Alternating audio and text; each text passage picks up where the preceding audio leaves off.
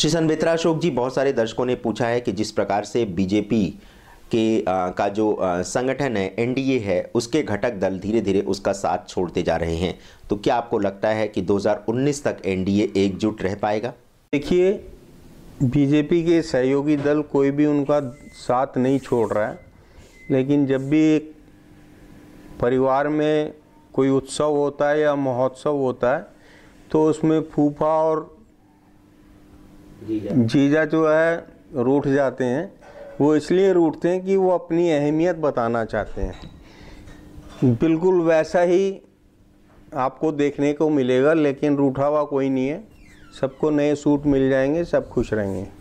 श्री संबित्रा अशोक जी, बहुत सारे दर्शकों ने ये भी जानना चाहा है कि जिस प्रकार से अभी बीजेपी के एक तरह से रवैये को लेकर के आरएसएस यानी राष्ट्रीय स्वयंसेवक संघ भी खिन्नता व्यक्त कर चुका है, और उधर तथाकथित सनातन धारा की एक तरह से जो प्रतिनिधित्व करते हैं बाबा रामदेव, उन्होंने भी कांग्रेस अध्यक्ष राहुल गांधी की प्रशंसा की है और कहा है कि जो राज्यों के चुनाव में जो उन्हें विजय मिली है वो उनके परिणाम, उनके कर्मों के फल के आधार पर मिली है।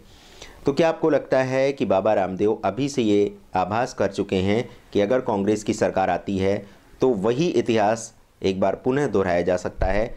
देखिए, बाबा रामदेव जी के बारे में ज़्यादा बोलना मैं उचित नहीं समझता, लेकिन जो उनके साथ हुआ है यूपीए 2 के शासनकाल में, वो किस तरीके से अपनी जान बचा के भागे थे औरत के कपड़ों में, और कितना रोए थे वो कि उनके साथ कितना अन्याय हुआ है। आजकल दुनिया बड़ी जल्दी इन चीज़ों को भूल जाती है।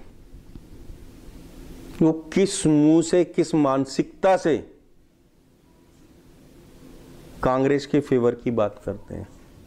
यानी भय है उनको, भय है उनको नहीं, किस मानसिकता से करते हैं। आदमी को स्वाभिमान से जीना चाहिए। वो बात सही है, लेकिन अगर स्वाभिमान नहीं है, सेल्फ रिस्पेक्ट नहीं है तो कुछ नहीं है।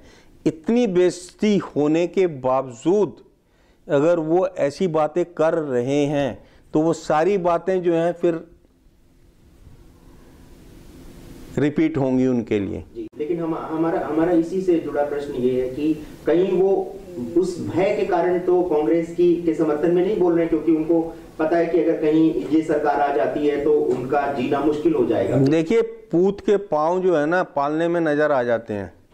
ये जो हरकतें हैं ये कह रही हैं कि आने वाले समय में, भविष्य में कभी ये राजनीति में आने की बात सोच रहे हैं।